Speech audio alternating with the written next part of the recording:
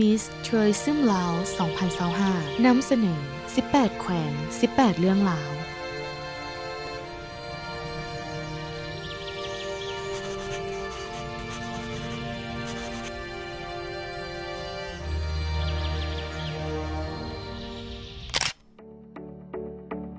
สบายดี แล้ววันนี้ก็มีเป็นมื้อที่2แล้วที่ว่าเขายังอยู่คำมวนอยู่ทุกคนและเฮาก็ยังอยู่กับแคมเปญ18 แขวง 18 เรื่องราว ว้าว เป็นเท่าไหร่เอลกี้เมื่อคืนรับสบายบ่ โอ้ยบ่อยากตื่นเลย เตียงนุ่มแฮง สบายแฮงมันบ่ สุดๆไปเลย แอร์ก็เย็นๆทุกคนบรรยากาศดีแฮง แล้วอยู่นี่นะเพิ่นยังมีบริการอาหารเช้าน้ำอีกได้เนาะ ก็จะเป็นแบบเฮาสั่งเอาเนาะ นี่ที่ร้านของพาแขกแม่น แต่แซ่บแฮง นี่เขาสิไปใส่ ไม่แล้วมื้อนี้เฮายังมีภารกิจ เพราะว่ามื้อนี้เฮาจะไปสถานที่เป็นสถานที่วัฒนธรรม ว้าว ที่เอิ้นได้ว่าเป็นมิ่งขวัญของชาวเมืองท่าแขกเลย ว้าว นั่นก็คือพระธาตุสีโคตะบอง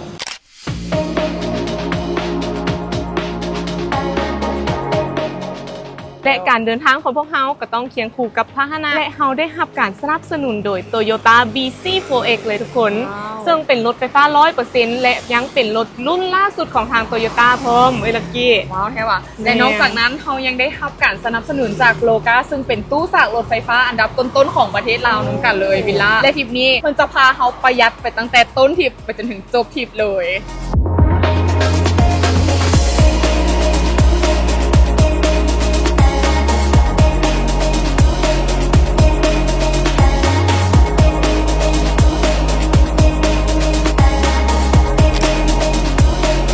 และตอนนี้เฮากับวาร์ปมาอยู่ทางในพระธาตุสีโคตะบองไปที่เฮียมห้อยแล้วเอ้ยลักกี้นุ่งสุดอย่างนี้ สุดงามมันบอวิลล่าง าม นี่คือ งาม สุด แฮง ของสาวภูไทยเนาะลวดลายจากเมืองไซบัวทอง ว้าวซึ่งเฮาสามารถเซาได้อยู่ที่เดินพระธาตุเลยแม่นบ่ เดินพระธาตุ สะดวกสบาย สีโคตะบองเลย แม่นแล้วตอนนี้เฮาอยู่ที่ทางในพระธาตุสีโคตซึ่งว่าเป็นมิ่งขวัญของชาวเมืองท่าแขกเลยถ้าว่าผู้ใดมาเมืองท่าแขกแล้วอยากให้เขามากราบไหว้สักการะบูชาน้ำกัน พระธาตุแห่งนี้เป็นปูชนียสถานอันเก่าแก่ที่สำคัญแห่งหนึ่งในประเทศลาวซึ่งสร้างขึ้นเพื่อเป็นอนุสรณ์แด่พญาศรีโคตะบองพระธาตุแห่งนี้ถูกสันนิษฐานว่าสร้างขึ้นในสมัยอาณาจักรศรีโคตะบองระหว่างศตวรรษที่ 6 หาศตวรรษที่ 8 โดยพระเจ้านันทเสนซึ่งต่อมาได้รับการบูรณะปฏิสังขรณ์ในสมัยอาณาจักรล้านสร้างโดยพระเจ้าไซเศรษฐาธิราชซึ่งพระธาตุมีลักษณะศิลปะแบบล้านสร้างที่คล้ายคือกับพระธาตุหลวงเวียงจันทร์และแต่ละปีเพิ่นจะมีงานบุญนมัสการพระธาตุสีโคตะบองที่ถูกจัดขึ้นอย่างยิ่งใหญ่ในมื้อขึ้น15 ค่ำเดือน3ลาวของทุกๆปี นางสวายเว้ยเป็นจังไดขับรถมาแต่เวียง ขั พ บ อดปักสันแล้วได้นี่ ข้างเพลงทุกคนบ่ได้เมื่อยเลย บ่ได้เมื่อยเลย พวงมาลัยเบาะนั่งทุกอย่างคือสบายพวงมาลัยน้ำหมุนง่ายแฮง ว้าว แถมยังมีกล้องรอบคันอีก ว้าว ก็ต้องย่านเลยคันสมมุติไข่ที่ว่ามาและย่านว่ามีอุปสรรคมีสิ่งกีดขวางน้ำทางอย่างสินะบ่ต้องย่าน อันนี้เพิ่นมีเซ็นเซอร์พิเศษอีก ฮอบ คัน รถ สมมุติ เลย ว่ามีอย่างมาตัดหน้าสิเบรกกระทันหันให้เบรก มี อัตโนมัติให้ อัตโนมัติเบรกอัตโนมัติ แม่น อ๋อเป็นเซฟตี้ไปเลย แม่น รถแฮงมาพร้อมกับออปชั่นพิเศษเลยเมื่อเฮาซื้อรถรับประกันวารันตีเลย 8 ปี ว้าว หรือว่า 160,000 ไมล์นั่นเอง แม่น มาพร้อมกับ การบำรุงรักษาฟรี3 ปีอีกทุกค ว้าน ว3 ปีหรือว่า 60,000 ไมล์นั่น ถูก เอง ต้อง แถมบวกเพิ่มอีกนั่นก็คือซากฟรี3 ปีไปเลย ว้าว กับแอปโลกาได้ทุกจุดทั่วประเทศลาวเลยทุกคน พิเศษสุดๆเลย พิเศษสุดๆเลย เป็นเท่าไหร่คนนั่งข้างๆสบายบ่ กับรับแล้วเมื่อกี้มีคันวอทอมาห้องเพลง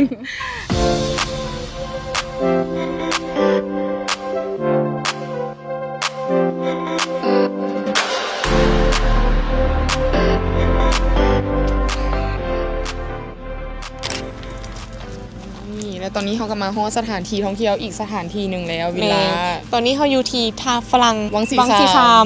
มันเปลี่ยนว่าเป็นวังสีขามอ่ะ ได้ยินมาว่าน้ำทางในจะเป็นสีเขียวมรกต อืม แต่ว่าข้อมูลที่ลึกซึ้งก็ทันเฮาก็ต้องไปซอกข้อมูลทางในเติม ไปเดี๋ยวเขาจะกินข้าวอยู่นี่น้ำเนาะ แมนกินข้าวสวยอยู่นี่เลยแล้วเดี๋ยวเขาเข้าไปเบิ่งทางใน อากาศดีอะแดดแต่ว่าแดดแต่เย็น ได้ว่าได้ยินเขาเจ้าว่าแนะนำให้มาช่วงแรงๆอากาศจะดีกว่านี้แม่นเพราะว่ามันอยู่แคมป์น้ำแล้วอากาศมันเย็น อุ้ย เบิ่ เบิ่ ง ง ด้านหน้า อ๋ออันนี้จะเป็นด้านหน้าก็จะขายพวกเครื่องสะพายอหย่างเนาะอยู่นี่ ก็จะมีขาย เอ้ย สื้อ เอ้ยเห็นมี ขม มีที่พักอยู่นี่น โอ้มีรีสอร์ทน้ำหว่ะ ำนี่แบบฟิลแบบบังกะโลแต่ว่าแบบฟิลรีสอร์ทบังกะโลเองสินะแม่นนี่ติดแคมป์น้ำอีกแม่นติดแคมป์น้ำอีก แผ่นกล้องบอ ติดแคมป์น้ำอีกนี่ก็จะเป็นฟิลประมาณนี้คำไถ่ที่ว่ามาแล้วแบบอยากมาได้ที่พักแบบชิลๆแบบว่าแบบฟิลแคมปิ้งภายในแบบธรรมชาติใกล้ธรรมชาติอีกอย่างสินะอะไรกลับมาได้บ่มั่นใจว่าเสียงสิได้บ่ ได้ เดแมนแท้เดน้ำนะสีเขียวงามงามเดี๋ยวจังหน่อยก่อนเดี๋ยวจังหน่อยสีพาลงไปเบิ่ง พอสิไปกินข้าวอยู่เค็มน้ำเลย แต่ว่าบรรยากาศดีเลย ถึงจะว่าเพราะว่ามันจะเป็นแบบว่า มีแดดอยู่แล้วเนาะบ้านเขาเนาะแต่ว่ามีห่มไม้แล้วก็ลมเย็นเลย บ่ได้ฮ้อนขนาดนั้น คนอยู่นี่ส่วนหลายก็ต้องการจะมาเที่ยวมาอย่างไรวันเสาร์วันอาทิตย์แล้วก็นักท่องเที่ยว ส่วนหลายเป็นนักท่องเที่ยว ส่งมาก็ได้ตี ท่องเที่ยวกันหลาย ปันนั่นหรอ ก็จะเป็นอีกสถานที่หนึ่ง คาเฟ่ว่ะ อ้าวแม่น บอกลองย่างไปเบิ่งเนาะ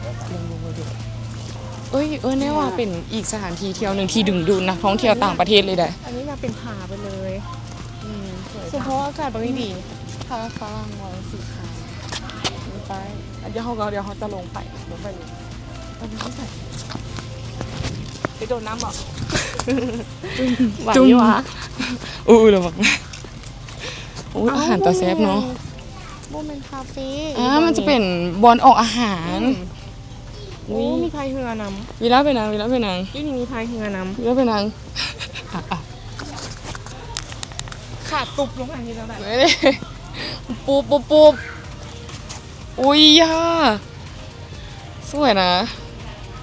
นี่ อย่าขาดเด้อ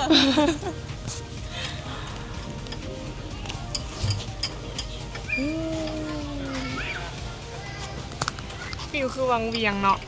ฟิลเลยฟิลให้เลย แต่ว่าน้ำใส เค็มเนาะ นี่ป่านำแล้วจะลงไปเบิ่งยีลุม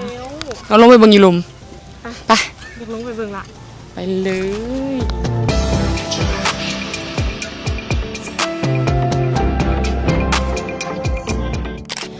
ยลักกี้วัดเข้าไปมื้อเช้านี่นะเขาได้ยินว่าคือว่ามีอันเทศกาลทุกปีวะ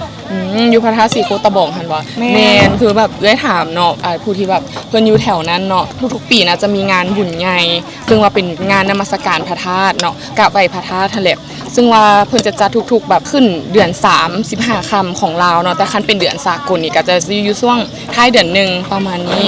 จะเป็นงานยิ่งใหญ่แม่นเป็นงานยิ่งใหญ่ของแขวงคำมวลเลยก็เป็นอีกสถานที่นึงที่แบบว่าได้ว่าทั้งฝั่งลาวแล้วก็ฝั่งไทยเพิ่นแบบว่าสักการะบูชา สมพอไปมื้อเช้านี้คนไทยหลายแด เมน คนไทยหลายเลยแหละเขาเจ้าข้ามมาแต่ทางนั้นเลย เห็นเพิ่นมาแบบ เพิ่นขอแล้วได้ เมน เขาก็ขอไปแล้วได้มื้อเช้า เห็น นี้ มาแก้บนเห็นมาลำแก้บน เขาก็ขอไปแล้วได้ถ้าเบิ่งมื้อแรง สีตื้อ เขาไปวัดแล้วค่ะนะพาวิลล่ามาทาฝรั่งต่อเนาะแต่ว่าเขามาค่ะนะตอนระยะทางที่เขามาเนาะเขามากับ Toyota BZ4X แน่นอนว่าถึงทางสิยากปานใดค่ะนะเขาก็พร้อมลุย พร้อมลุยแน่นอน แม่นรถขับสบายเลยแบบที่แวะขับมาค่ะนะแล้วมื้อเช้านี้ไปซากแบตรถมา นี่ อ่า สมพอซอกเจ้าบ่เห็น บอนสางอยู่ใส่หางไก่ อยู่ บ่ ใจกลางของเมืองคำมวนเลยหาบ่ยากเขาเปิดแอปโลกาเข้าไปแล้วก็หาจุดที่ใกล้ที่สุดของตู้ซากรถเลยการจะขึ้นมาให้ในแมปเลยมีไส้บ่ยากเลยแอปน่ะแต่ว่าระยะทางที่เขามาทางฝรั่งอะนะโอ้ยก็คือฮู้เนาะเพิ่นกำลังแปลงทาง แต่ว่าทางที่มาเนาะก็บ่ได้ว่าถึงขั้นกับมายากเพราะว่าเขามากับ Toyota BZ4X แน่นอนว่าขับสบายขับนุ่ม แม่นแล้วหนทางกระตุกกระตักจำใดก็ยังมาได้ ขนาดเป็นรถไฟฟ้าได้ค่ะ แม่นเนาะเพราะว่าได้ยินว่ารถไฟฟ้านี่ส่วนหลายนี่ทางนี่เพิ่นบ่แนะนำแต่ว่า อันนี้เขาก็บ่แนะนำแต่ว่าเพิ่นก็มาได้สบาย โดยที่ว่าเขาบ่ต้องห่วงขนาดนั้นเลย มาหัวทางฝรั่งโอ้โหเป็นอีกสถานที่หนึงเนาะทางฝรั่งนี่แบบนักท่องเที่ยวหลายฟิลแบบแค่วังเวียงแต่กับ แม่นางแคมน้ำกินข้าวแคมน้ำ แม่ เห็นบ่คือวิวข้างหลังของเขานี่ มาโดดน้ำเย็นๆเห็นกระเจ้าเล่นน้ำอยู่ได้ เขาก็อยากโดดอยู่ได้ เออ เขาก็อยากโดดอยู่ได้ล่ะ เลยน้ำเป็นสมบัติ ยังไม่ใช่ตอนนี้ อาจจะยังนะแต่ว่าสมกับสื่อเนาะวังสีขาวว่าน้ำสีขาว น้ำน่ะสีครามอยู่แต่ว่าใสป่าจักตัวเนี่ยเห็นไปเลย ป่าตัวใหญ่ โมเมนต์ตัวนี้ว่ะ เฮ้ย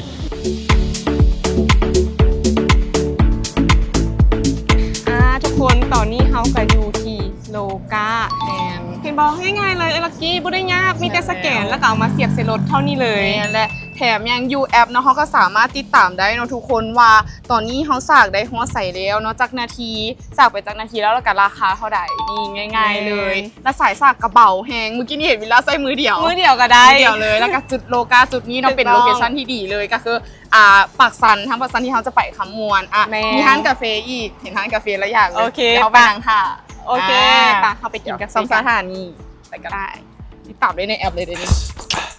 และคำคมสำหรับมื้อนี้วิลาขอเสนอถ้าเจ้าบ่ยอมเสี่ยงกับสิ่งที่เจ้ามาเจ้าก็ต้องยอมรับในสิ่งที่เจ้ามีต่อไปต้องยอมรับความจริงเลยลักกี้ผม